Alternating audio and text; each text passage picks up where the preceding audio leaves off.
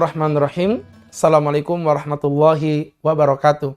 Hamdan wa syukranillah. Wassalatu wassalamu ala rasulillah. Wa ala alihi wa sahbihi wa mawalah. Bi ihsanin ila yaumil qiyamah. Sahabat-sahabat Onik dimanapun kau berada.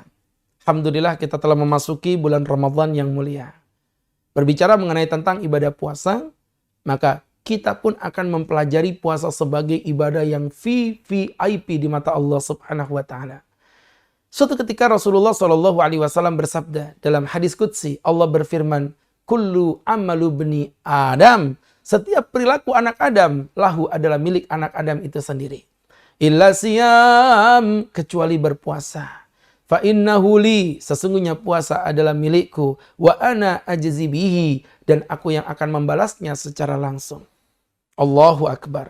Muncul pertanyaan, kenapa Allah Subhanahu wa taala berfirman semua amalan milik kalian kecuali puasa? Loh, bukankah kita beribadah untuk Allah? Bukankah kita sholat untuk Allah? Bukankah kita zakat juga untuk Allah? Tapi kenapa Allah mengatakan semua amalan itu milikmu kecuali ibadah puasa hamba Allah? Al-Imam Al-Ghazali memberikan jawaban yang sangat sempurna. Beliau mengatakan ada dua alasan. Kenapa ibadah puasa dijadikan sebagai amalan yang VIP di mata Allah Subhanahu wa taala? Yang pertama, karena ibadah puasa menjadi satu-satunya amal ibadah yang mematikan karakter setan yang ada di dalam tubuh kita. Hamba Allah yang dimuliakan Allah Subhanahu wa taala. Perhatikan, ketika kita melaksanakan ibadah puasa, maka setan benar-benar tergencet di dalam tubuh kita. Bagaimana tidak? Rasulullah SAW bersabda bahwasannya inna syayatin la yajri majrad dam. Sesungguhnya setan itu berlari-lari di dalam tubuh kalian bagaikan darah yang mengalir di dalam pembuluh darah kalian. Fadayyiku majarihi, kata Nabi. Persempitlah lubang-lubang setan itu. Qalu, para sahabat berkata, bima ya Rasulullah, dengan apa kami mempersempit lubang setan itu ya Nabi? Qal, Nabi bersabda, bilju, dengan rasa lapar. Ketika engkau merasakan kelaparan, di saat itulah setan tergencet di dalam tubuh kita. Makanya ketika kita lapar, setan pun mulai melemah dalam tubuh kita. Biasa kita bermaksiat dengan penuh semangat. Biasa kita bermaksiat dengan penuh semangat. Di saat berpuasa setidaknya setan tergencet di dalam tubuh kita. Karena semakin engkau merasakan lapar, semakin lemah pula setan di dalam tubuh kita.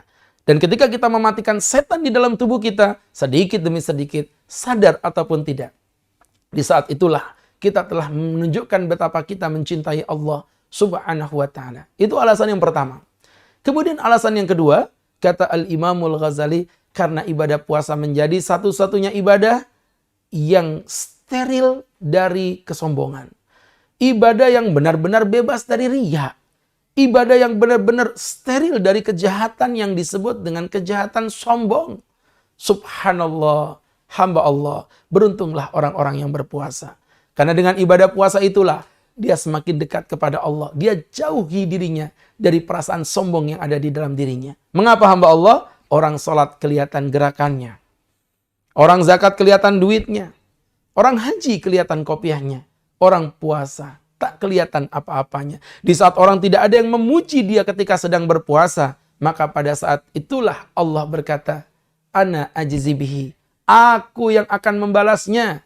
Tenang hambaku, di saat orang tidak memuji dirimu, akulah yang akan memuji dirimu. Disitulah makna kenapa Allah berfirman, wa ana ajzi bihi. Maka ibadah puasa menjadi hamba Allah, menjadi ibadah yang paling VIP di mata Allah Subhanahu wa ta'ala. Disitulah titik kemuliaannya.